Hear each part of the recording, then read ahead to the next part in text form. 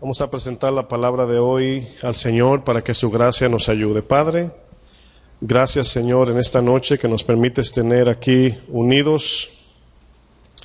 En esta hora, Señor, vamos a enseñar tu palabra, Padre. Yo te pido, Señor, que cada uno de nosotros preparemos el corazón, Señor. Te pido, Señor, que tu Espíritu Santo nos ayude, nos instruya. Nos ayude, Señor, para recibir el mensaje que procede de tu corazón, Señor. Te pido tu favor, te pido gracia, así como cantábamos en la alabanza. Tu sublime gracia, Señor, que nos es suficiente.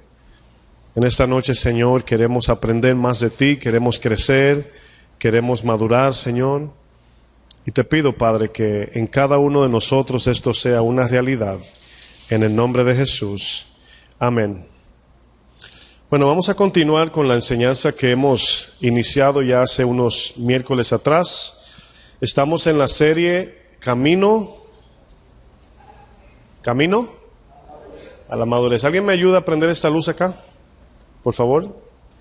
Un botón allá cerca del aire, por favor. Gracias.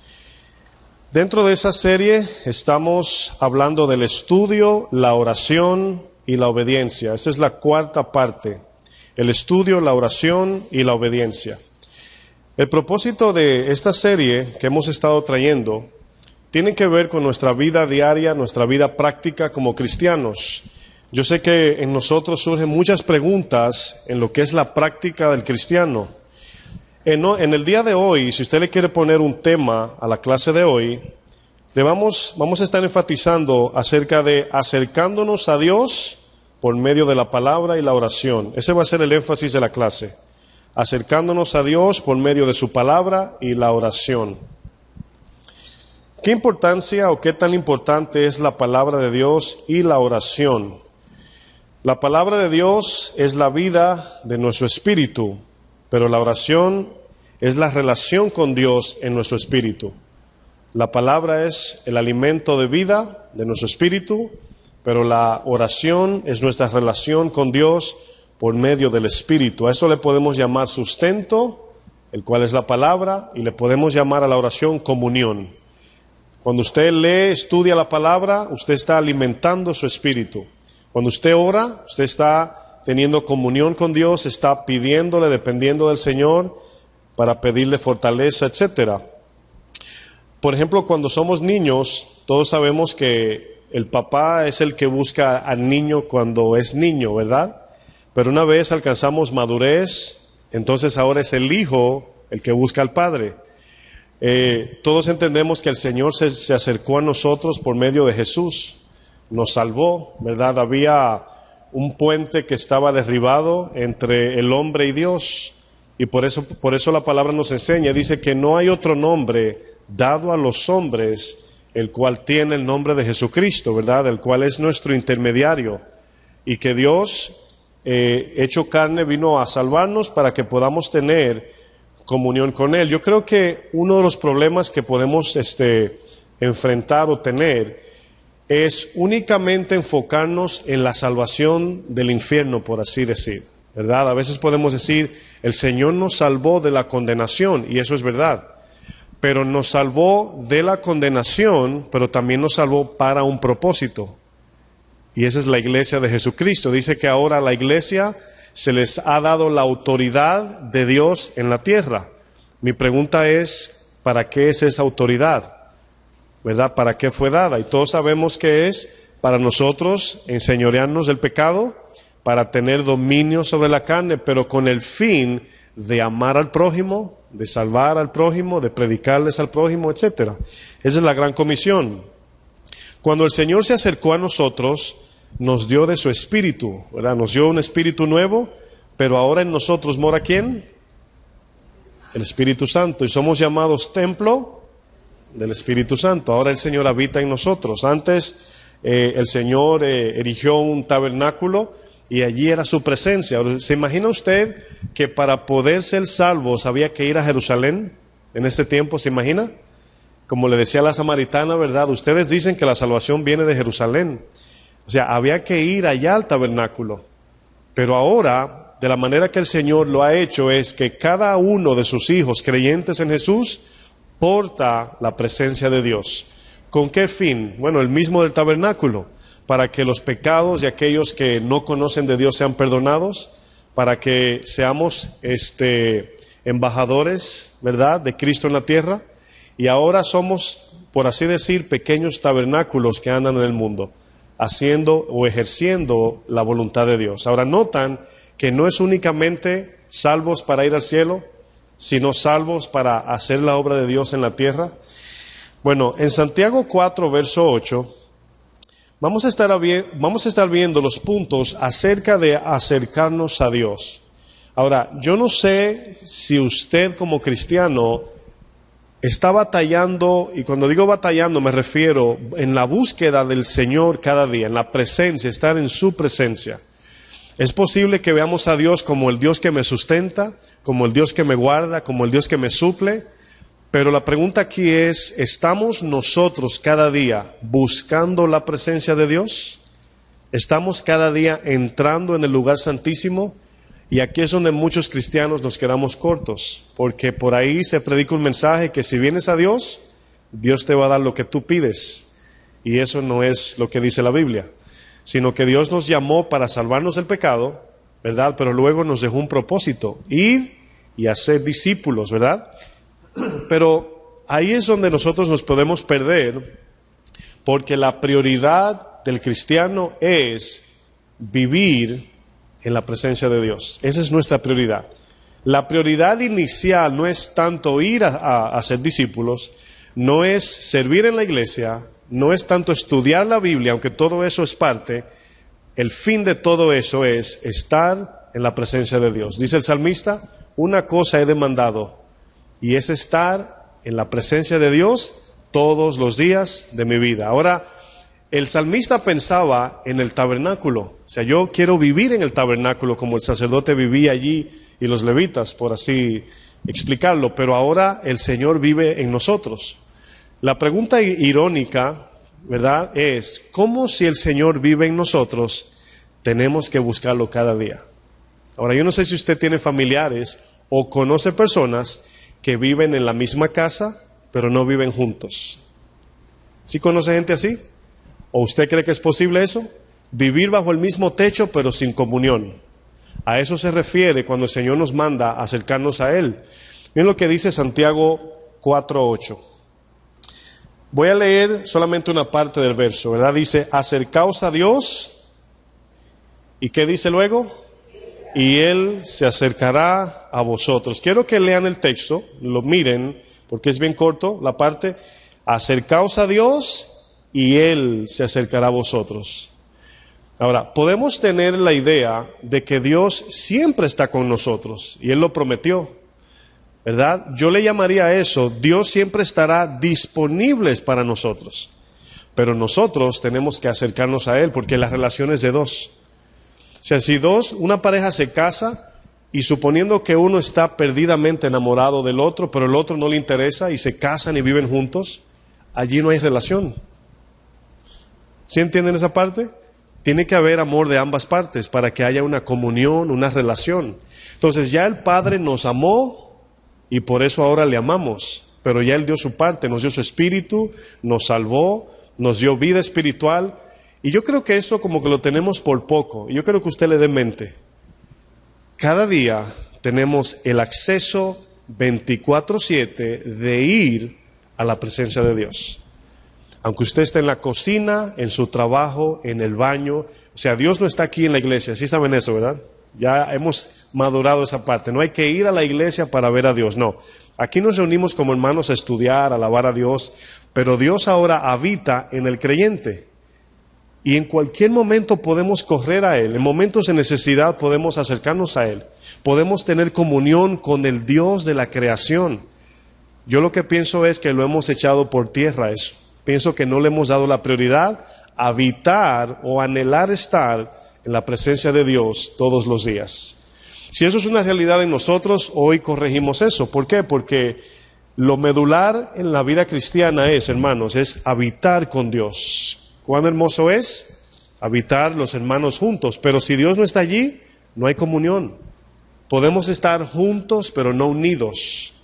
Podemos tener una misma idea, pero no estar en unidad.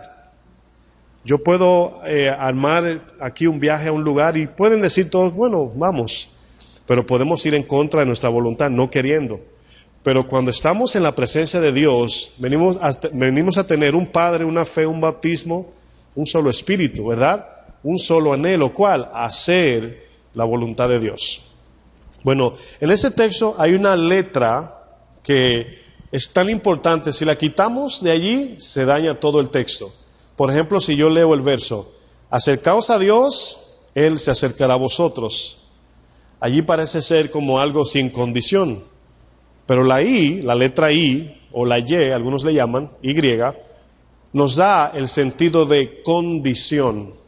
Acercaos a Dios y Él se acercará a vosotros. ¿Lo ven ahí? Bueno, Hebreos 11:6, vamos a ver otro ejemplo. Hebreos 11, verso 6.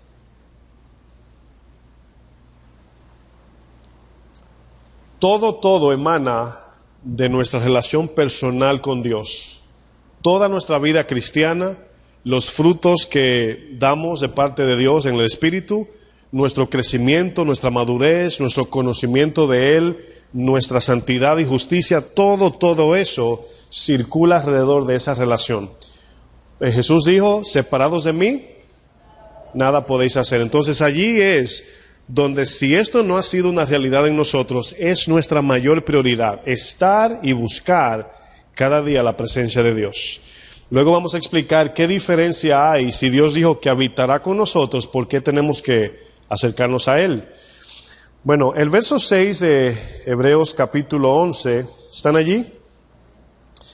Ahora fíjense los textos, fíjense en las palabras qué tan importante. Dice, pero sin fe es imposible agradar a Dios. Ahora, yo quiero que vean esta palabra, agradar, es muy importante, porque cuando usted agrada a una persona, lo único que usted se puede llevar es las gracias, quizás su favor, vamos a ponerlo así, ¿verdad? Pero ¿qué más? Si usted tiene mi favor, yo le puedo ayudar en lo que yo pueda. Yo soy un humano caído, incapaz de tantas cosas. Yo puedo darle una manito, ¿verdad? En su mudanza, si necesita 20 pesos para comer, no sé. Pero mi favor para usted es limitado. Es algo muy sencillo, cualquiera se lo puede dar. Pero agradar a Dios nos da el favor de Dios. Ahora, no quiero decir que al agradarlo, nos ganamos el favor, porque gracia es un regalo. Pero al agradar al Señor, quiere decir que estamos en paz en esa relación. No sé si me voy dando a entender por parte. Cuando yo agrado al Señor, el Señor se agrada de mí. ¿Sí lo entienden? Entonces la palabra dice, es imposible agradar a Dios, hacer lo que a Él le place, sin fe. Hemos estudiado que fe no es creer cosas invisibles nada más, es creer en la palabra dada de Dios. ¿Están aquí?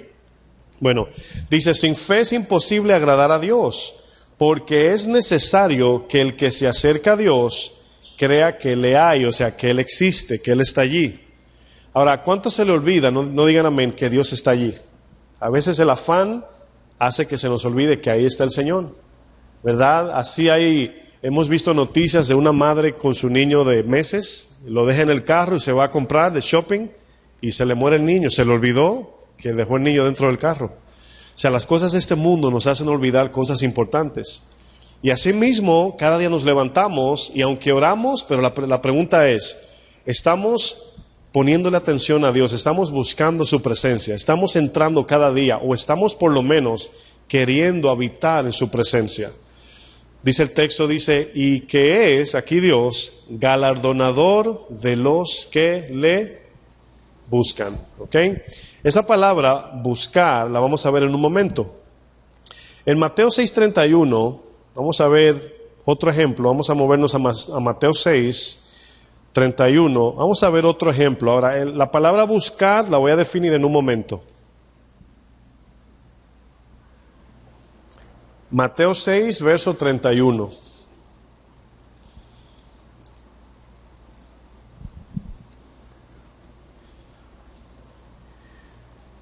Dice el texto, dice, no os afanéis pues diciendo, ¿qué comeremos o qué beberemos o qué vestiremos?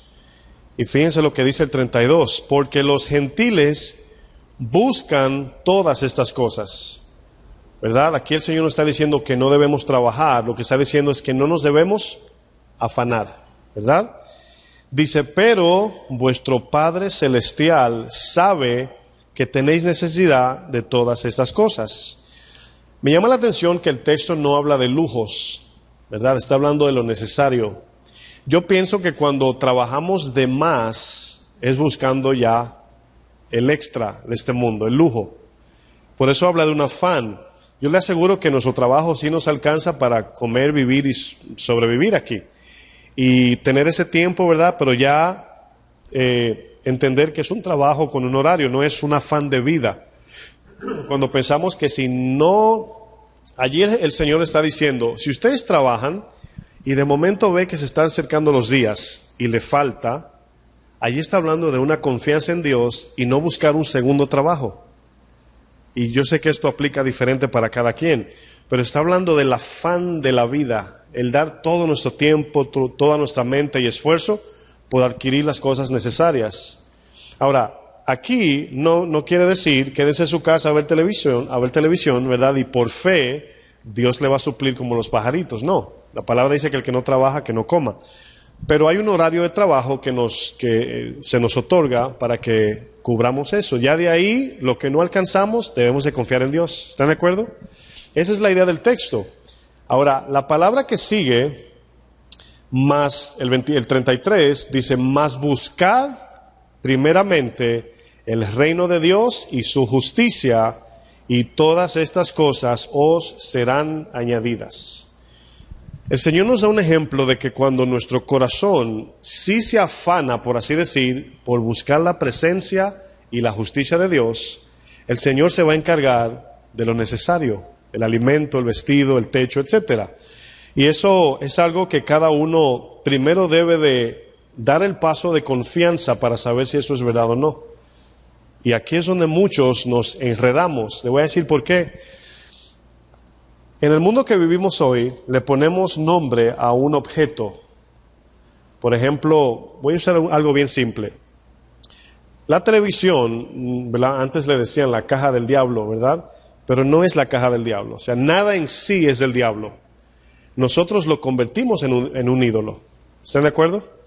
Entonces, un simple televisor, ¿verdad?, que usted tiene en su casa, usted lo compró para usted deleitarse, divertirse, ver un programa, etcétera. Cuando el Señor habla aquí del afán, para usar este ejemplo, nos está diciendo que no busquemos en el televisor lo que solamente encontramos en la presencia de Dios. ¿Sí me entienden? No podemos o no debemos buscar en las cosas de este mundo lo que solamente Dios nos puede dar. Por ejemplo, es cierto que si vamos de viaje la pasamos bien, uno se divierte, eso no es malo. Pero no podemos hacer del viaje nuestro fin de vida. Darlo todo, porque si no voy a ese viaje, no me voy a sentir bien. Ahí está el problema. Dios nos permite disfrutar cosas, pero cuando damos todo el tiempo por eso y no buscamos primeramente la presencia de Dios, sucede algo. Que damos todo el tiempo por aquello y cuando lo alcanzamos salimos decepcionados. Hay una diferencia entre disfrutar un momento o hacer de eso un ídolo. La palabra buscar, que vemos en este texto, y también en Hebreos 11:6, tiene el sentido de buscar todo conforme al anhelo y deseo del corazón. En otras palabras, no es simplemente usted decir, por ejemplo, tengo deseo de un café, ¿verdad? ¿Cuántos le gusta el café? A un buen número, ¿verdad? Bueno, tengo deseo de un cafecito, por así decir. Ahora, ¿cuántos saben que hay gente que dice, no puedo vivir sin café? ¿Ven la diferencia? Ahí hay una diferencia grande. El café no es el problema, el café no es del diablo. Es nosotros, o somos nosotros quienes convertimos las cosas en ídolo. Es que si no bebo café no puedo trabajar. Bueno, estamos dependiendo del café, no disfrutándolo. Porque ¿qué diferencia hay del que no puede vivir sin café o sin alcohol? ¿Cómo se diría? ¿Alcohólico y el café sería? ¿Cafególico? ¿Verdad? O sea, a lo que me refiero es muy fácil decir, esa persona es adicta a las drogas, pero adicción, eso es muy amplio. ¿Por qué vienen las adicciones? Porque encontramos algo que nos hace sentir bien y hacemos de eso un Dios. Esas son adicciones. Puede ser el celular, puede ser un juego. Hay adultos de 40 años que juegan videojuegos y no hay quien lo despegue de allí. Ahora, no es malo jugar. ¿Es malo jugar? Yo creo que no, pero 3, 4, 5 horas ahí ya es un ídolo. Estamos haciendo de eso un Dios. Miren, yo tengo un PlayStation en mi casa. No estoy diciendo que eso es el diablo, yo tengo uno. Pero tenemos que medir exactamente qué es lo que nos está controlando. ¿Qué es aquello que estamos cambiando por la presencia de Dios? Y ahí está el problema. La palabra acercar, que leemos en Santiago, dice acérquense a Dios, ¿verdad? Significa estar cerca o próximo a. Se usa en el sentido de estar unidos en relación. Por ejemplo, todos estamos de acuerdo que una pareja puede estar casada, viviendo bajo el mismo techo y separados. Uno por aquí, el otro por allá. Ambos tienen que buscarse. Eso es lo que es amor, relación.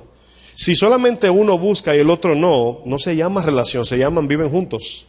Entonces podemos decir muchos que el Señor vive junto con nosotros, pero no tenemos una relación con Él.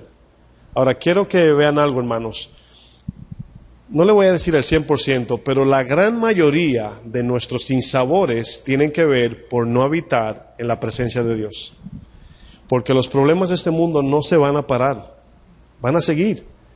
Y la palabra nos enseña de que como cristianos debemos de aprender a cómo vivir por encima de los problemas. Pero solamente es en la presencia de Dios, no podemos fuera de Él. Todos estamos de acuerdo, por lo menos intelectualmente, de eso. Esas palabras tienen el sentido de relación de padre a hijo, amor, confianza y dependencia. Amor, confianza y dependencia. ¿Estamos teniendo amor con Dios, confianza en Dios y total dependencia en Dios? Ahí está la pregunta. Usted se siente como cuando piensa, no sé si usted ha pensado, ¿qué sería de mí sin Dios? Si usted se asusta, se dice, ay, se me aceleró el corazón. O a veces dice, ¿qué pasa si me botan del trabajo? Ay, no quiero ni pensar eso. Porque pensamos que sin ese trabajo nos perdemos o no sé qué pasa. La pregunta es, ¿qué pasaría sin Dios, hermanos? El aire que usted respira, crea usted en Dios o no, crea que su presencia es suficiente o no, ahí está la respiración dada de Dios. Y muchos, ¿verdad?, menosprecian esto. Cuando el Señor vino, hermanos, envió a su Hijo, todos, antes de Cristo éramos enemigos de Dios. Hay una creencia en el mundo de que todos somos hijos de Dios, ¿verdad? Usted conoce gente que dice eso, ¿verdad? Yo creo que todos somos hijos. Bueno, vamos a leer Romanos 5, verso 10, para escucharlo de las palabras del mismo Dios. Romanos 5, 10. Romanos 5, verso 10. Me dicen amén, por favor, cuando lleguen.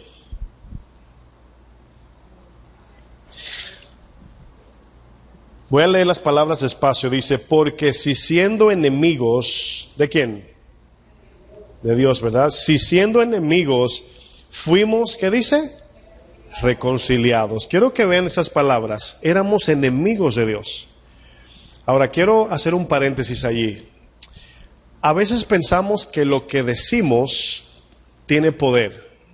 Por ejemplo, si alguien dice, Dios me guarde, ¿verdad? Piensa que ya por eso tiene la protección de Job, el círculo que tenía Job, el cerco, ¿verdad? Que Dios vaya contigo. Pensamos de verdad que esas palabras tienen un poder en sí, humanamente hablando, claro. Cuando alguien dice, ¿verdad? Dios me libre, Dios te guarde o Dios te bendiga, pensamos que son palabras mágicas. Pero todo lo que es el cuidado de Dios, la salvación de Dios, la bendición de Dios está ligada a la obediencia. Nunca se ve en la Biblia a Dios bendiciendo, salvando sin obedecer lo que dice su palabra. O sea, no es el Dios de la varita mágica. Todos sabemos eso, yo sé que sí. Pero a veces nos conformamos con decir algo, y yo creo que eso es para calmar la conciencia, porque el Espíritu nos redarguye, nos dice, no estás bien con Dios. Y decimos, Dios sabe que es un proceso. Y ya se calmó la conciencia y estamos derechos otra vez. pero no hemos hecho nada a cambio, ¿verdad? No hemos corregido, no nos hemos arrepentido. Y a veces podemos decir, un no creyente puede decir, yo creo que Dios es amor y yo también creo que Dios es amor. Y aquí es donde nos confundimos, ¿verdad? Incluso con los creyentes. Dios es amor, pero su amor está sustentado en la justicia y en la santidad. Y cuando rompemos su justicia y su santidad, ya no es amor. Yo le aseguro que así mismo es en nuestros hogares. O sea, el amor en el hogar es igual que el de Dios. O sea, tiene que estar basado en la pureza.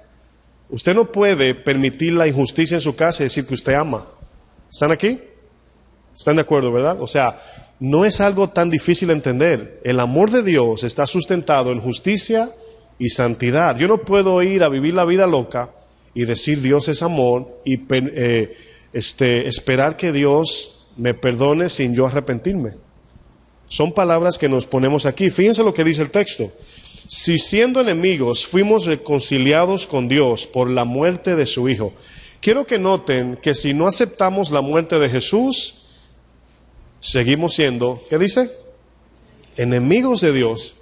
Ahora, ¿cómo usted cree que Dios responde a alguien que es su enemigo? Inicialmente Dios muestra su amor. Lo dice el verso 8. Dice que Dios muestra su amor para con nosotros, que aún siendo, vamos a decirlo diferente, aún siendo enemigos, su Hijo murió por nosotros. Ahí está el regalo inmerecido, la gracia.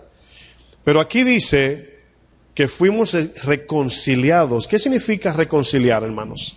Piensen por un momento. Re significa otra vez, o nuevo, o volver a poner en su estado original, ¿verdad? Por ejemplo, cuando usted dice reparar, significa arreglar algo que se dañó, volverlo a poner en su estado original. Cuando usted dice renacido es nacer por segunda vez. Cuando usted dice en la palabra dice regenerado, significa nueva naturaleza. La palabra re significa nuevo o volver al lugar original. Ahora, reconciliar está hablando que parece que estábamos bien con Dios. ¿Dónde se encuentra eso? En Génesis, estábamos bien con Dios, pero por el pecado fuimos destituidos, estábamos del otro lado. Y Dios nos sacó de su presencia y tumbó o cortó el camino o el puente lo derribó. Dice que hubo una pared que se levantó entre el hombre y Dios, pero Cristo vino y nos reconcilió con el Padre. Ahora imagínese, quiero que piensen en alguien que usted ama mucho, ahora mismo, imagínese, alguien que usted ama con todo su corazón. Imaginariamente usted piensa en algo como que usted se separó de esa persona por un tiempo, por una equivocación suya, un pecado. Usted le ofendió. Y luego usted ve la oportunidad de reconciliación. Es un día de celebrarlo eso, ¿verdad? Por el amor que se le tenía a esa persona. Pero usted cree que la reconciliación fue para simplemente reconciliarse y luego ya ignorarse por el resto de la vida, o restablecer la relación. Entonces, uno de los propósitos más importantes y fundamentales del cristiano es nuestra relación con el Padre. Y es algo que no acudimos al Padre todos los días con esa actitud. Más bien, corremos al Padre en momentos de dolor. Y luego dice el texto, mucho más, estando reconciliados, seremos salvos por su vida. Y no solo esto, sino que también nos gloriamos, o sea, nos gozamos en Dios por el Señor nuestro Jesucristo, por quien hemos recibido ahora la reconciliación. Nos damos cuenta que Jesús solamente no vino, no solamente a pagar por los pecados. Eso fue lo primero que hizo. Una vez pagó por los pecados de todo el mundo, pero se le atribuye el perdón al que los recibe como único Salvador, nos unió al Padre, nos devolvió al lugar del Edén. Pero nosotros ahora tenemos que permanecer allí. Ahí está la historia de Juan 15, la vid. El que permanece en mí, yo en él, este lleva mucho fruto. Entonces, ¿por qué a veces no podemos perdonar? O vamos a ponerlo así. ¿Por qué a veces no podemos andar en la obediencia a Dios? A veces usted piensa, puede ser, que le fallamos a Dios es por el intento o por no ser muy entregados a la obediencia. Y la obediencia a Dios ahora es un estilo de vida que procede de la intimidad. Si yo les preguntaría, ¿verdad? ¿Qué tiene que hacer una rama para producir fruto? ¿Empujar el fruto? ¿Crearlos por sí misma? No, solamente quedarse conectada. Y Dios produce el fruto a través. Ahora, entendemos que la rama debe estar unida a la vid. ¿Están de acuerdo? Bueno, para nosotros llevar fruto, no debemos de ir a llevar el fruto, debemos de permanecer en la vid. Y Dios producirá el fruto a través de nosotros. Y esto lógicamente se encuentra en nosotros cada día buscar su presencia, permanecer en su presencia, guardar sus mandamientos aquí. Vamos a ver esos puntos más adelante. Aquí el Hijo nos unió al Padre. Ahora quiero que noten la idea. El Padre se encarnó en el Hijo, ¿verdad? Dice, vino el Hijo, Dios encarnado, murió en una cruz, y dice 2 Corintios 5:21, que Dios estaba en Cristo reconciliando el mundo consigo mismo. Dios estaba en Cristo, no en, o sea, el mismo Dios, reconciliando el mundo consigo mismo. Ahora, allí el Señor absorbió la deuda. Él fue a la cruz y pagó la deuda. No la desapareció porque se debía. Siempre he dicho que una deuda siempre hay que pagarla, aunque te digan no me debes nada. Si vas a un restaurante y el dueño te dice no me debes nada, él pagó por el pollo que te comiste. ¿Sí entienden eso? Entonces, cuando Cristo dijo no me debes nada, Él pagó por la deuda que usted y yo teníamos. Pero lo hizo con un propósito, unirnos al Padre. Y yo quiero que usted le dé mente, hoy no se oye el mensaje de nosotros poner como prioridad estar en el Padre, caminar con nuestro Padre, depender del Padre, amar al Padre, conformarnos con el Padre. Como Felipe le dijo en Juan 14 a Jesús, Señor, muéstranos al Padre y nos basta. Y le dice, ¿tanto tiempo he estado con vosotros, Felipe, y no me has conocido? Tenía su mente en otra cosa. Aquí es donde nos hacemos la pregunta, hermanos, ¿cómo sabemos que estamos unidos al Padre? Estamos unidos al Padre, no Estados Unidos, no. ¿Cómo sabemos que estamos? Se oye como que estoy diciendo Estados Unidos, ¿verdad? No, ¿cómo sabemos que estamos unidos al Padre? Bueno, 4 cosas que nos dicen que no tienen que ver con unirnos al Padre o estar en Él. Estar unidos al Padre no es cuando sentimos escalofrío en la alabanza. Muchos dicen, sentí su presencia. Es posible que se sienta, es cierto, pero eso no es lo que nos deja entender que estamos en su presencia. No es cuando nos sentimos bien. A veces conectamos el sentirse bien con que Dios está aquí. No sé si entienden eso. O sea, wow, se siente en paz, que aquí está Dios.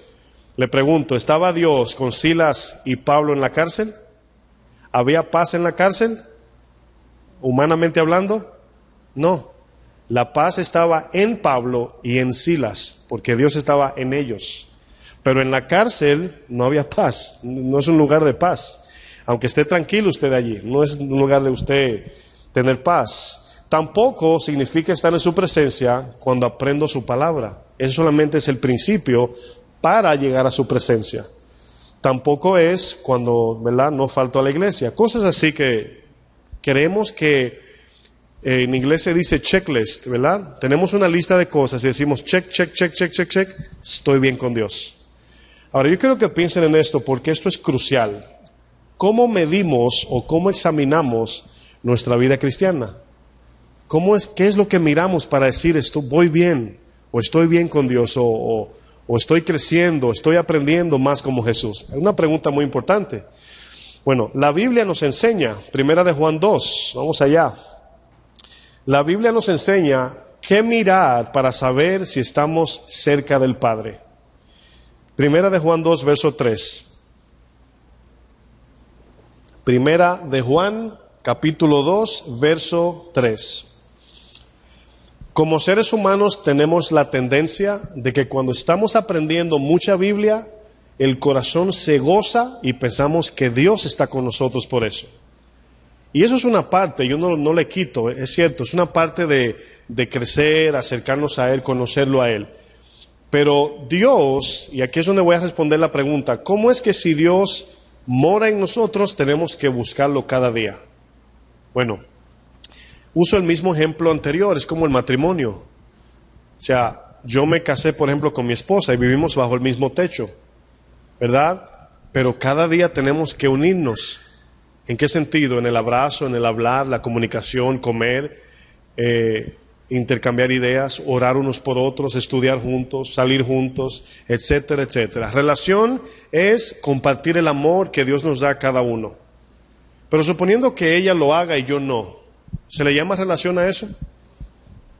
Entonces ahí está mi esposa, me casé con ella, tengo el anillo de matrimonio debajo del mismo techo, pero cada día tengo que buscarla.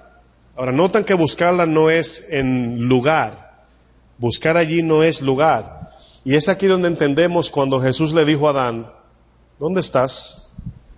¿Se acuerdan? Le dijo en Génesis 3, ¿dónde estás? Y usted diría, pero el Señor es omnipresente, o sea, Él está en todo lugar. Sí, pero la pregunta fue en relación. ¿Dónde estás? El papá siente al hijo en la casa, derrumbando su cuarto allí jugando, pero le grita o le llama, hijo, ¿dónde estás? Es una pregunta acerca de, no te siento cerca de mí. Cuando Adán y Eva pecaron, hubo una desconexión y estaban en el mismo lugar, ambos, o sea, Adán, Eva y Dios en el Edén, ahí estaban, bajo el mismo techo, por así decir. ¿Por qué Dios le diría a Adán, ¿dónde estás? Quizás Dios nos dice en esta noche, ¿dónde estás? ¿Dónde estás? Y nos está hablando del corazón, ¿a dónde anda tu mente? ¿Cuántos han hablado con personas que tiene usted una hora echándole una historia y luego le dice, ¿escuchaste lo que te dije? Y luego la persona dice así, ay, perdóname. Y le preguntas, ¿dónde estabas? En cuerpo estaba allí, pero su corazón, de labios me honran, pero su corazón está lejos. Primera de Juan 2:3 dice, estos textos yo los leo despacio porque las palabras aquí son muy importantes. Dice, y en esto, ¿qué dice? Sabemos. Ahora, quiero que noten las palabras, en esto. Por ejemplo, cuando usted dice en esto, está apuntando a algo. En esto. La pregunta aquí es, ¿qué es esto? En esto sabemos que nosotros, ¿qué? Le conocemos. Ahora, la palabra conocer es la palabra gnosis. Se utiliza la palabra epignosis como relación con. Por ejemplo, usted me puede conocer, pero no como me conoce mi esposa. Usted conoce parte de mí. Conocemos parte de Dios, pero conocimiento, aquí conocerle significa conocer la persona, no solamente lo que oímos de alguien, sino en experiencia de tú a tú, por así decir, en relación con. Por eso es que es importante ver la traducción de las palabras, porque usted dice, yo conozco a Dios y nos puede citar una lista de versículos. Yo conozco, si a eso vamos, a Tom Cruise, el actor de películas, y le digo una lista de películas que él ha hecho. Eso no quiere decir que lo conozco. Yo conozco algo de él, pero no nos conocemos mutuamente. ¿Están aquí? Entonces, cuando Juan dice, en esto sabemos que nosotros le conocemos, es aquí donde viene la condición. ¿Cuál es la condición? Sí, y ahí usted quiere, si usted raya su Biblia, así póngale un círculo, rayita, estrellitas, con una luna, ¿verdad? Hágale un paisaje. Porque esa palabra sí es importantísima. Por ejemplo, ¿se acuerdan de Deuteronomio 28? Dice, si oyeres atentamente la voz para poner por obras todas las bendiciones, te seguirán. Pero el texto comienza diciendo, sí. Y luego el 15 dice, si no oyeres, todas estas maldiciones te seguirán. Entonces, ahí está la condición de nosotros en obediencia. Hijo, si te portas bien, te voy a llevar de paseo. El niño no se porta bien y reclama su paseo. ¿Qué le dice el padre? Te dije, sí, te portas bien. Entonces, las bendiciones y también las maldiciones de Dios están sujetas al sí condicional. Si obedeces, bendiciones vendrán a tu vida. Ahora, allí, claro, hay que traducir qué significa bendición. Bendición no es todo lo que queremos, ¿verdad? Ya ese es otro tema. Pero luego dice, ¿en qué conocemos que estamos con el Padre? O que le conocemos. Si guardamos sus mandamientos. ¿Sí qué? Si guardamos. Ahora, muchos interpretan esto como guarda la Biblia en tu closet, ¿verdad? Que nadie la encuentre. No significa eso. Guardar aquí está hablando del corazón. Ahora, quiero traducir esta palabra, es muy importante.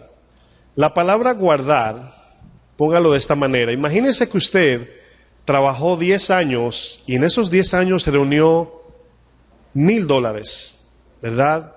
Suena fuerte porque en 10 años usted puede aquí ganárselo en 2 meses, a lo mejor en 1. Pero usted trabajó duro para reunir ese dinero. Le costó mucho, ¿verdad? Y usted lo tiene en su banco, allí guardadito. Y el gerente le dice, ¿quieres ganar interés? Y no, gracias. Y usted no confía en nadie con ese dinero porque le costó la vida. Ese dinero tiene una importancia para usted porque usted dio la vida por eso. Usted entregó usted se acuerda cómo se lo ganó. Y para usted gastarlo va a ser pesito a pesito. Claro, no vivimos en un país donde hay que esperar 10 años para ahorrar $1,000 si trabajamos en orden. Pero le estoy poniendo un ejemplo de algo de valor, algo que tiene valor. Entonces, la palabra guardar tiene un sentido más profundo todavía. Y está hablando aquí no solamente guardar en el corazón, sino únicamente guardar. No sé si me voy dando a entender. Por ejemplo, dice, si guardamos sus mandamientos, se refiere a que si únicamente atesoramos su palabra en nuestro corazón.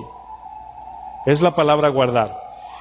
Cuando usted guarda algo de mucho valor, usted lo pone donde sea. Usted llega a su casa, usted viene con su ropa, su reloj, sus llaves y su cartera. Los departamentos en su casa, o sea, los espacios, van determinando lo que tiene valor o no. En la entrada quizás se quitan los zapatos. Si se los roban, tengo otros. Luego más adelante se quita el coat o el abrigo, la chamarra, ¿verdad? Y luego se va así desmantelando, dicen en mi país. Pero la cartera es el lugar más íntimo que usted la lleva, si tiene dinero allí, ¿verdad? Si no, usted la guinda en la sala. Pero si hay dinero, usted la lleva a donde nadie lo vea. ¿Por qué? Porque a medida que usted va escondiendo, guardando, cada cosa, mientras más íntimo, más importante. Por eso el Señor dice, cuando ores, entra en tu aposento y cerrada la puerta, en tu lugar más íntimo. Y allí hablamos, en tu lugar más especial, donde solamente tu familia puede entrar allí. Pero esa palabra guardar es importante porque está hablando de nosotros proteger algo para que otra cosa no lo usurpe. Esa es la idea de guardar. ¿Cómo se guarda la palabra, hermanos? No olvidarla. Guardarla con el propósito de obedecerla. ¿Cómo se pierde eso? Vamos a verlo al revés el texto para entenderlo. Vamos a decir el que no guarda sus mandamientos. Bueno, el que no los guarda es el que no los retiene en su corazón. El que en el momento que llega alguna oferta del mundo lo intercambia y en vez de guardar la palabra, guarda la codicia, guarda la avaricia, celos, chismes, inmoralidad sexual, no lo sé. Y ahí comenzamos a guardar cosas que no van allí. Pero si guardamos su palabra, sus mandamientos, dice el texto, entonces sí le conocemos. Verso 4. El que dice, en la Biblia aparece mucho esta palabra, el que dice. En Mateo 7:21 Jesús dice, en aquel día me dirán, Señor, Señor. ¿Verdad? Dice, no es el que me dice, sino el que hace la voluntad de mi Padre.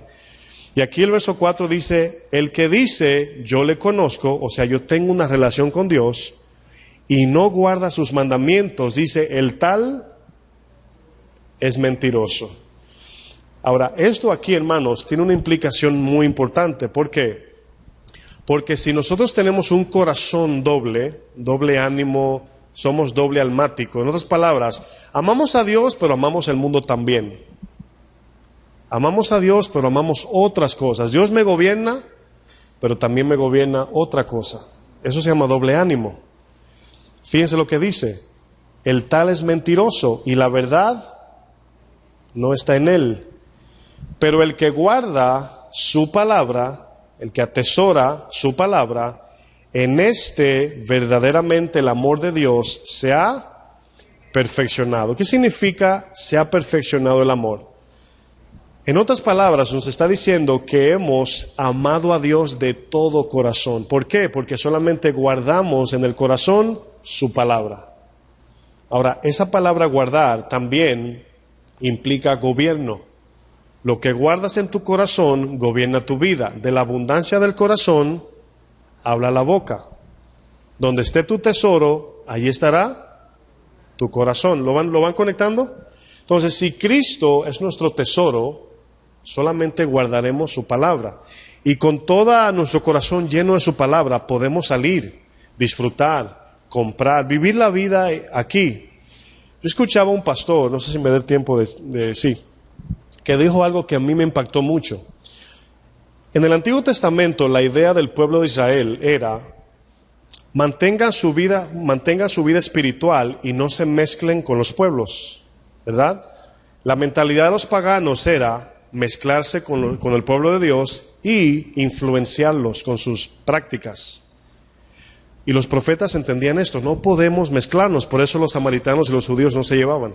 Y eso estaba bien, pero era su percepción de ellos ver las cosas. No te mezcle con el no creyente. Hoy vemos iglesias que dicen: no te sientes en la misma mesa donde hay un borracho.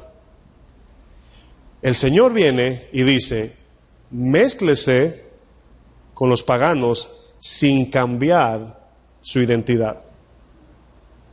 ¿Sí lo entienden? Esa es la única manera que podremos alcanzar a los perdidos. Sí, relaciónate con la gente que no conoce a Dios, pero no cambies tu identidad. No te disfraces como ellos, no te comportes como ellos. Mantente firme guardando la palabra en medio de un mundo caído. ¿Sí lo entienden? Esa es la tercera idea que Dios implanta a los profetas y se quedaron impactados. ¿Quién hizo eso? Daniel, José, Sadrach, Mesach y Abednego. Y vemos como ellos estaban en medio allí, pero nunca cambiaron su identidad. ¿Sí lo entienden? Entonces, aquí es donde nosotros debemos de guardar la palabra, no importa dónde estemos, llenos de la palabra de Dios. Más adelante el texto nos habla, dice, el verso, dice: por esto sabemos que estamos en Él. ¿Dónde estoy? Sí. Verso 6, el que dice que permanece en Él debe andar como Él anduvo. Bueno, quiero ir a Santiago 4 para ir avanzando. Verso 7, yo voy a utilizar 2 versos para que veamos las implicaciones de cómo podemos buscar o acercarnos a Dios. ¿Qué pasa? Tengo unas preguntas aquí. Si nos damos cuenta, acercarnos o buscar a Dios implica todo nuestro corazón. ¿Sí lo entendieron? No implica un pedacito o un minuto o una hora del día, sino todo nuestro corazón. ¿Qué pasaría o qué pasa si buscamos a Dios sin darlo todo? Vamos a pensar eso. ¿Qué pasa si le doy un poco de mi tiempo a Dios? Y cuando hablamos de tiempo, quizás usted lo malinterprete, quizás diga, bueno, ¿qué significa darle todo mi tiempo? Porque oro en la mañana 1 hora, pero tengo que ir al trabajo. Bueno, acabo de explicar de que debemos de hacer todo, nuestras prioridades, sin cambiar nuestra identidad, sin separarnos de Él. Porque su presencia no se encuentra en tu casa ni en la iglesia, se encuentra dentro de ti. Entonces podemos pasar el día entero con Dios haciendo todo lo que debemos hacer. ¿Están aquí? Es como una pareja casada, o sea, debemos hacer todos unidos. Por ejemplo, buscar a Dios implica aborrecer todo, negar nuestra carne y buscarle a Él. El principio de sacar, limpiar y llenar. Hemos hablado de esto mucho ya. Sacar, limpiar, llenar. Santiago 4, verso 7. Voy a leer un verso similar a otro en el Antiguo Testamento. Voy a leer el nuevo primero, del Nuevo Testamento. Santiago 4, 7. Dice, someteos. ¿Están allí, verdad, en el 4, 7? Santiago 4, 7, todos. Sí, ¿verdad? Pensé que lo dije mal. Perdón. Someteos, pues, a Dios. La palabra someteos significa poner nuestra vida a la voluntad de Dios. Señor, mi vida es tuya. Tú haces lo que tú digas. Yo hago lo que tú digas. Esa es la idea de someternos. Pero debemos de cambiar esa mentalidad de que solamente sirvo a Dios momentáneamente. El sábado, el martes, el jueves, 1 hora el lunes, media hora el martes. No. Le pertenecemos a Él y donde quiera que estemos debemos de andar como el tabernáculo. Acuérdense que la señal de que la presencia de Dios estaba en el tabernáculo, ¿sabe cuál era? El fuego. Había un fuego constante cayendo del cielo así. Bueno, eso vamos a decir, se replicó en el día de Pentecostés. Dice que se asentaron como llamas de fuego en su cabeza, representando la presencia de Dios. Ahora, ahí es donde Pablo en Tesalonicenses dice, no apaguéis al Espíritu. ¿Cómo lo apagamos? En el momento que nos levantamos, tenemos la devoción, oramos, cantamos, leemos la Biblia y decimos, Señor, nos vemos ahorita, el fuego se va. Y salimos al mundo y nos olvidamos de Dios. Y volvemos a la casa y aprenderlo otra vez. Ahora, ahí está el problema.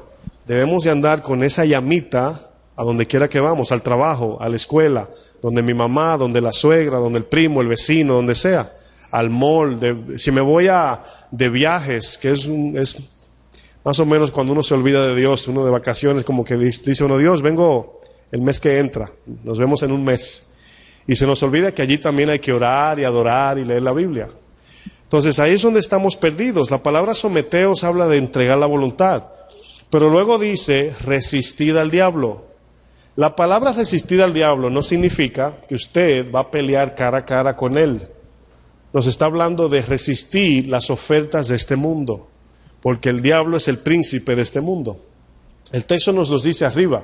¿No sabéis que la amistad del mundo es enemistad contra Dios? Bueno, resistir al diablo es sus ofertas. Sus ofertas. ¿Para qué? Siempre la oferta de Satanás lo que quiere es soplarte la llamita para que te desconectes.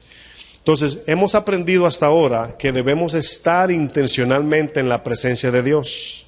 No podemos desconectarnos. Y al principio hablaba de la oración, que nos ayuda tanto a permanecer en Él, o sea, a dedicarle todo el tiempo. Cuando cerramos los ojos es una forma de no mirar nada más que a Dios. El que no los cierra no quiere decir que es pecado. Hay gente que se concentran sin cerrarlos, pero para no ser distraídos de nada de lo que nos rodea, es un momento de solamente usted y Dios allí, hablando con Él. Y lógicamente se va desarrollando esa relación y usted va escuchando más y más esa voz, más y más, más y más. Luego el verso 8 dice, acercaos a Dios y Él se acercará a vosotros. Pero fíjense las implicaciones. Pecadores, limpiad las manos y vosotros los de ¿qué? ¿Qué es doble ánimo? Es exactamente lo que acabo de explicar. En un momento estamos en fuego con el Señor, pero pasó algo del mundo que nos atrae y apagamos el fuego. Vuelvo y repito, pecado no es ser rico, ser pobre, comprar, salir, comer, no. Pecado allí es separarnos de Dios. Nos dice el Señor, ¿dónde estás? Podemos trabajar en la presencia de Dios, podemos estudiar en la presencia de Dios, hacer todo lo que hacemos en la presencia de Dios. Y aquí doble ánimo está hablando de dos esposos. Es como que el hombre infiel que tiene su esposa y sale a la calle a encontrarse con la otra. ¿Qué dice el verso 4? ¿Quién lo puede leer? Lo acabo de citar.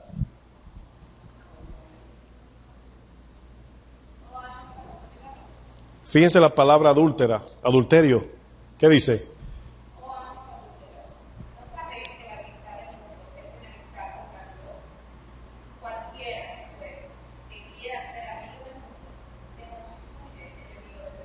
Y luego comienza a hablar el 5 de celos. Dice que el Espíritu nos... ¿Qué? El 5, ¿cómo dice? Nos anhela, o sea, sí, nos cela. Celosamente, ¿verdad? Nos anhela, dice así. Celosamente. O sea, está hablando de una relación matrimonial, metafóricamente, ¿verdad? Y ahí es donde nosotros, hay cosas en este mundo, hermanos, que nos atraen. Pregúntese, cuando Dios lo llama a hacer esto y el mundo le atrae por aquí, el impulso, ¿hacia dónde se va? Ahí está la pregunta, el dinero, la fama, no sé, la diversión de este mundo. Dice, doble ánimo, purificad vuestros corazones. ¿Qué es purificar el corazón? Lo que decía Primera de Juan. Cuando guardamos su palabra, solamente existe en mi corazón su palabra. Mi corazón está purificado por su palabra. Está lleno de su palabra. Solamente tengo un solo amor. Perfeccionar el amor es amar solamente a Dios. Bienaventurados los de puro corazón, porque estos verán a Dios. ¿Cuántos quieren ver a Dios? Bueno, hay que purificar el corazón. Un corazón doble ánimo, de doble amor, adúltero, espiritualmente hablando, no puede ver a Dios. Pero fíjense lo que dice luego. Los versos en adelante, para que lo entiendan mejor, van a comenzar a decirnos, donde tú buscas tu gozo, ¿verdad? Cámbialo para que luego Dios te dé ese gozo. Donde tú buscas tu felicidad, o sea, nosotros humanamente, niégate y Dios te dará la verdadera felicidad. Lo van a entender así. Verso 9. Afligíos y lamentad y llorad.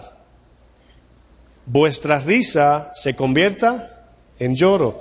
Todo esto, lo que va a decir ahora, significa humíllense ante Dios. Reconozcan su caída, su muerte, como Isaías, de que sin mí están condenados, sin mí no son nada. O sea, ahí es donde comienza ese llanto, porque no podemos llorar sin motivos. Vuestra risa se convierte en lloro y vuestro gozo en tristeza. Notan que no dice mi gozo, sino vuestro. El mundo da un tipo de paz, un tipo de alegría, un tipo de gozo. Las bebidas, las drogas, el sexo inmoral, etcétera. Las diversiones nos dan un tipo de gozo y podemos centrar toda nuestra vida en eso. Y Dios dice, niégate a todo eso. Y luego dice el 10, humíllate delante de mí y yo te exaltaré. Exaltar allí significa completar el gozo del corazón. Es donde llegamos a un estado, decimos, wow, Señor, encontré lo que buscaba. Encontré.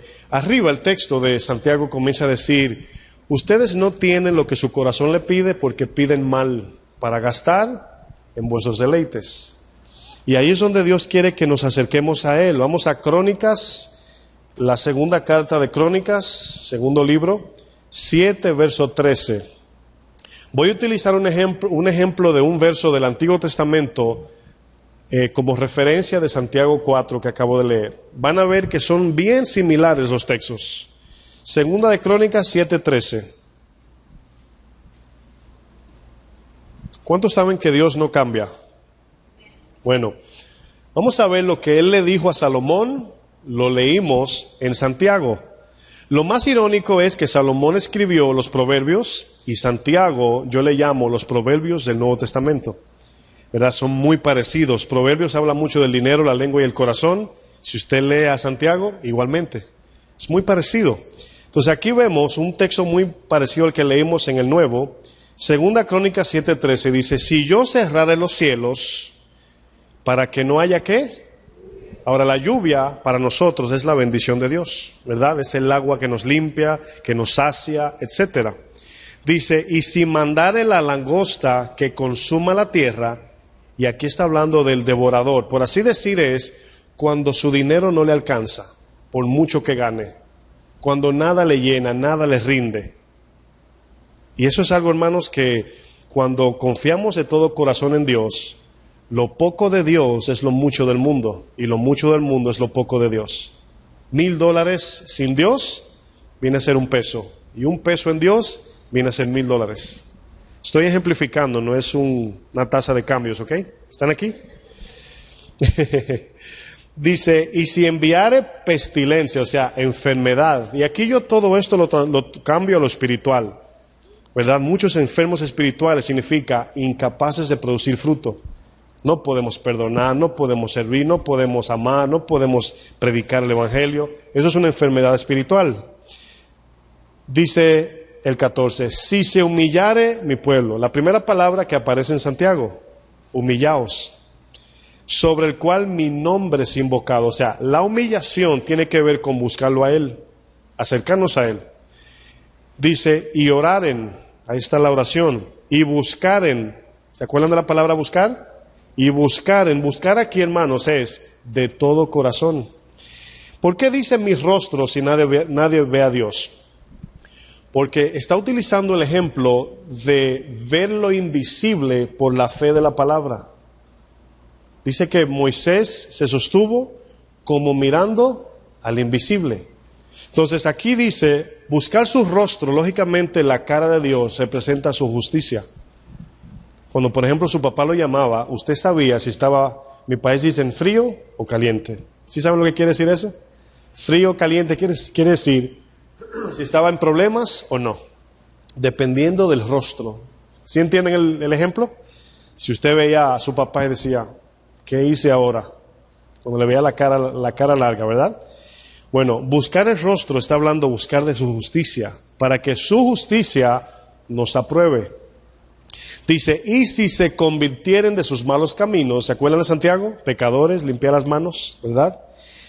Entonces, ahora, esa palabra entonces significa que no estaremos en su presencia, no escucharemos de Dios hasta que no trabajemos con las anteriores. Entonces yo oiré. Yo pensé que Dios lo oía todo. Ahí es donde está la paradoja, la contradicción, aparente contradicción de Dios. Donde Dios es el agua viva, pero le dio sed. Donde Dios lo escucha todo, pero no oye la oración del que no trata bien a su esposa. Dice, para que nuestra oración no tenga estorbo, dice Pedro. Dios es el que todo lo sabe, pero no conoce al pecador. Decide borrarlo de su libro. Son cosas increíbles. Dice, yo iré desde los cielos y perdonaré sus pecados y sanaré. Ahí está el corazón, hermanos. ¿Cuántos quieren un corazón sano? Sanaré su tierra tiene la palabra figurativa, representativa del corazón.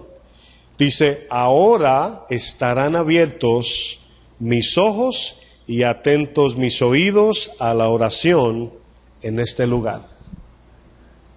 Cuando tenemos un corazón totalmente entregado a Dios, Dios siempre está pendiente a tu oración. ¿Por qué? Porque todo lo que vas a pedir tiene que ver con Él, con su voluntad, conforme a su plan. Y lógicamente esa oración será contestada. Pero si amas el mundo, le vas a decir, Dios, envíame una casa. Y Dios te va a decir, no escucho nada, porque no es conforme a la voluntad de Dios. Dios te la puede regalar, pero no es el plan por el cual Jesús vino. A darnos casa, carro, ni aún sanidad física, para serle sincero. Nos vino a salvar. Y es posible que nos vayamos enfermos al cielo. Y eso es algo que debemos entender, hermanos. Acercándonos a Dios por medio de su palabra y la oración. Hemos visto muchos puntos. Su palabra es el sustento, la oración como medio de comunión. Y aquí es donde nos preguntamos, ¿por qué a algunos se les hace difícil acercarse a Dios? Y esa es la palabra de exhortación. Hay ídolos en el corazón. Alguien está dominando tu corazón o el mío. ¿Cómo sabemos, hermanos? ¿Los problemas que tenemos son por agradar a Dios o por desobediencia? En los problemas que tenemos, ¿verdad? ¿Tenemos gozo o frustración, afán y estrés? ¿Qué hay en nuestra boca constantemente? ¿Pleito, quejas, palabras ofensivas o chisme?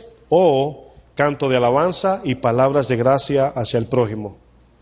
Así es como sabemos si estamos en Dios. El problema de no estudiar la palabra, orar, congregarnos, obedecer, servir a Dios, consiste en ese ídolo que está gobernando nuestra vida. Está diciéndonos qué hacer, cuándo hacerlo, cómo hacerlo, y por eso estamos insatisfechos. Para vivir en la presencia de Dios debemos seguir las instrucciones que encontramos en las Escrituras. Yo les pregunto, ¿cuáles fueron las instrucciones que Dios le dio a Moisés para el tabernáculo? Vamos a usar, para terminar, el tabernáculo de reunión como ejemplo de cómo entramos en su presencia. Un ejemplo representativo. Número 1, nos encontramos al entrar con el altar del sacrificio. Lo primero que vemos es el altar del sacrificio. ¿Quién está ahí? ¿Quién es ese que fue sacrificado? Jesús, Cristo, ¿verdad? Más adelante, la fuente de bronce de lavamiento representa la purificación. Lo tercero es el lugar santo donde está el oficio de adoración. Entramos, está Jesús, luego Jesús nos purifica y luego el centro donde adoramos para poder entrar a su presencia. En el lugar de adoración encontramos el pan, que es ¿qué? La palabra. El candelabro es ¿qué? El Espíritu Santo. Y el altar de incienso, la oración. Y luego está la cortina divisora que nos permite sí o no entrar en su presencia. La palabra de Dios con la ayuda del Espíritu Santo, orando sin cesar. El sacrificio, traducido a nuestro tiempo, es morir a este mundo, hermanos. Ya Cristo murió en la cruz por nosotros. ahora tenemos nosotros que morir a este mundo. La purificación, que es la limpieza del pecado, es la negación de todo aquello que nos hace pecar. Y la adoración habla de la total entrega del corazón a Dios. La palabra nos instruye, nos limpia y nos transforma. La oración nos fortalece, nos dirige y nos acerca a Dios. Esto debe ser una prioridad en nosotros. Ese entonces cuando veremos cambios radicales en nuestras vidas. Cuando decidamos poner a Dios sobre todo, y yo entiendo que hay lo que se llama un proceso de madurez, eso todos lo sabemos, pero el tiempo de decisión es donde Dios va a mirar nuestros corazones. Nosotros podemos tomar una decisión de seguir a Jesús y en el camino tendremos pruebas. Hay un proceso de crecimiento, pero ya decidimos en qué dirección vamos. Hay algunos que están, les sigo, pero me gusta esto. Quiero seguirle, pero amo esto. Y fue donde Jesús en Lucas 14 dijo, iba caminando con miles de personas. Quiero que pongan atención, miles de personas. Y caminando hasta ahí Jesús había solamente hecho milagros y predicado el Evangelio también. Pero le seguían por los milagros. Y Jesús avanzaba y de repente se para y se voltea y la multitud escuchaba cuando él decía, el que no aborrece padre, madre, hijos, hermanos, aún su propia vida, toma su cruz y me sigue, no puede ser mi discípulo. Yo creo que muchos estamos batallando con la decisión de seguirle y no con la batalla de entregarnos por completo. Ahí es donde cada uno tenemos que examinar y ver que verdaderamente no estamos viviendo esa vida de llenura en Él porque no hemos puesto en la lista de primero 1A la presencia de Dios. Amén. Pongámonos de pie.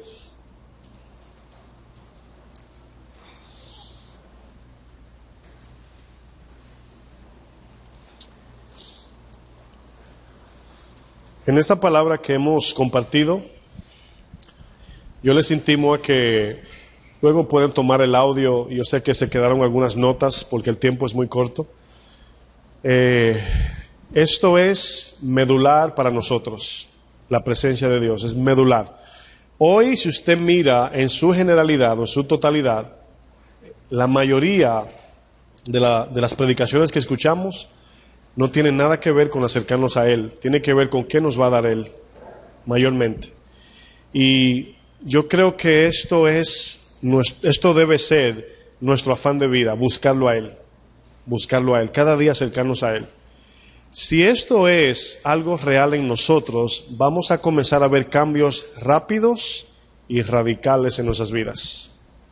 Vamos a comenzar a ver cosas muy lindas. Los problemas no se van a ir. Las confrontaciones de este mundo, las ofertas de Satanás no se van a ir, ahí estarán. Pero es diferente, hermanos, estar en el horno con Jesús que sin Jesús. ¿Sí entendieron? No queremos entrar al horno de Nabucodonosor sin Jesús. Queremos bailar en el fuego, no queremos quejarnos en el fuego. Oramos. Padre, gracias por tu palabra, Señor. Mi deseo es que tu Espíritu traiga entendimiento en las demás cosas que yo no he dicho y que cada uno seamos humildes ante ti y entendamos y recibamos esta palabra. Te pedimos perdón si no te hemos puesto en primer lugar, si hemos perdido el primer amor, si las cosas de esta vida, este mundo nos ocupan, el dinero nos atrae y somos más serviciales en ganar dineros que en ganar tu favor.